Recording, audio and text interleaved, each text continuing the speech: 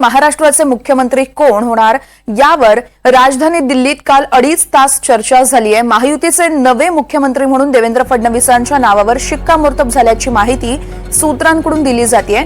अमित शहा, देवेंद्र फडणवीस, एकनाथ शिंदे आणि अजित पवार यांच्यात ही बैठक झाली आहे। महायुतीच्या मुख्यमंत्र्यांचा शपथविधी लवकरच मुंबईत होणार आहे। शपथविधीची तारीख अद्यापही ठरली नसली तरी महायुतीकडून आतापासूनच शपथविधीच्या तयारीला सुरुवात झाली आहे। 23 तारखेनंतर यावेळेस निकाल लागला आणि त्यानंतर बहुमत असताना देखील एवढा वेळ का लागतोय असा सवाल विरोधकांकडून उपस्थित केला जात होता।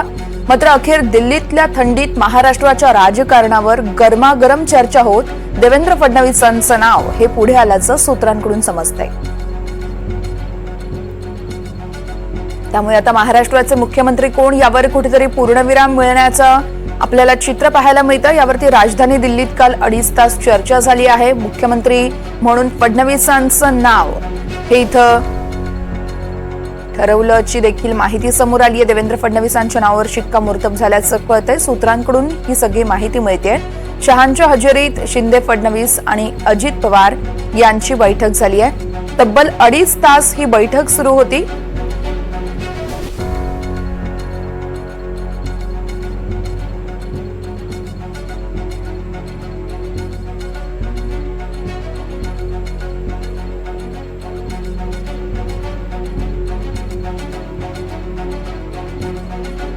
तर दिल्लीच्या या कालच्या बैठकीत नेमकं काय झालं आपण पाहूयात ग्राफिक्सच्या माध्यमातून। अमित शहांसोबत फडणवीस, शिंदे आणि अजित पवारांची बैठक झाली आहे।